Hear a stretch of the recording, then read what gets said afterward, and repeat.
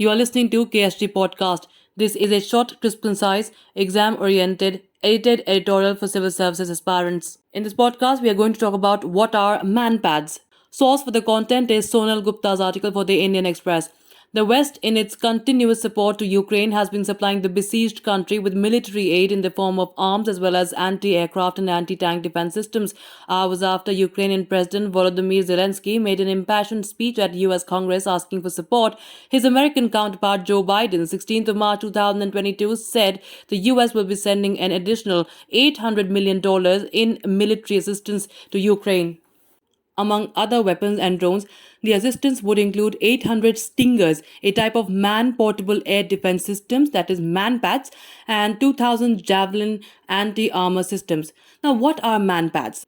Now, according to news agency AP, prior to Biden's announcement, the US had already sent Ukraine more than 600 Stinger missiles and 2,600 javelins. Additionally, it had authorized the Baltic states of Estonia, Lithuania, and Latvia to transfer javelins and Stingers to the war-hit country in January this year.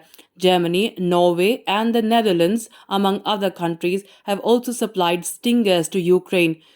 The FIM-92 Stingers were characterized as fire and forget MANPADS by a 2019 RAND Corporation report commissioned by the U.S. Department of State. MANPADS are short-range surface-to-air missiles used to intercept fixed and rotary-wing aircraft in flight. They are designed to be fired while mounted on a person's shoulder or a tripod. Among such weapons, Stingers made by the US have an infrared seeker which detects the target through its radiation emissions. They can be used to shoot down aircraft and drones. Another example of such missiles is the Russian Igla-S. While MANPADS are deployed for air defense, US-made javelins are used to destroy tanks and armor. They, too, come equipped with an infrared sensor so the missile can make adjustments mid-air to find its target.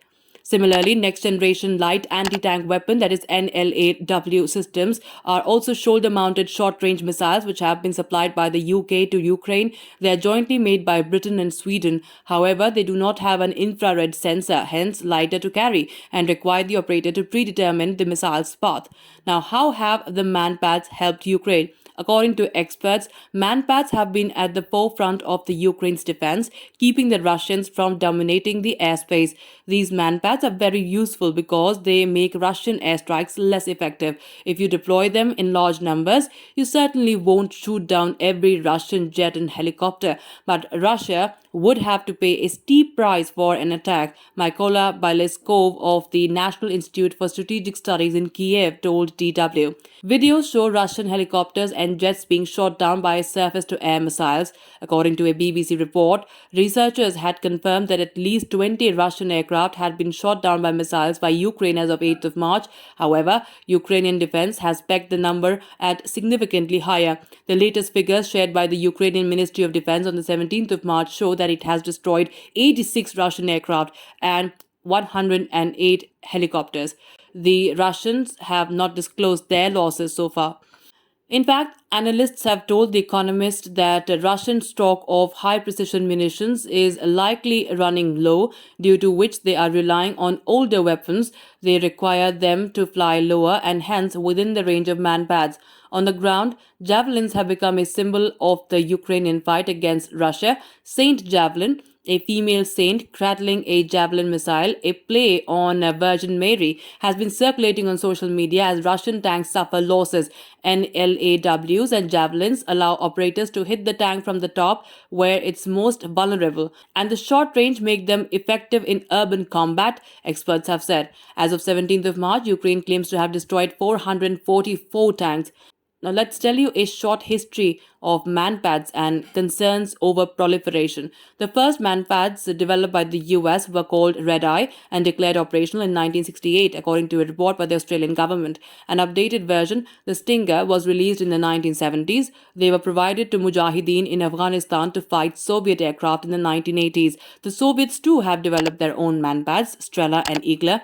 Around 20 countries, including US, UK, Russia, Sweden, North Korea, Poland, and others produce MANPADS. However, over the years, governments have expressed concerns over the illicit proliferation of MANPADS, with the missiles landing in the hands of terrorist organizations like Al Qaeda, the US Department has said. In 2004, New York Times had reported that at least 4,000 MANPADS were unaccounted for from the stockpile in Iraq following Saddam Hussein's fall, according to US officials.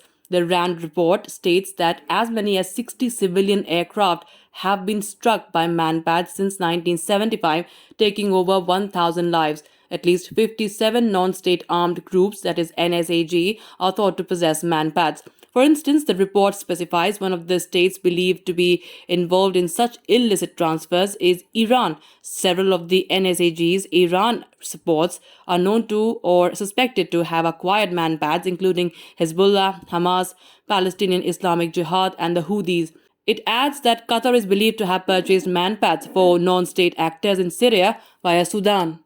The US State Department has said that the country is carrying out a massive coordinated effort to counter this proliferation, such as securing the excess missile systems as well as financially blocking terrorists from acquiring MANPADS.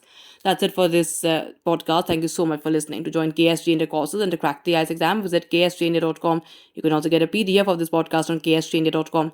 Thanks for listening.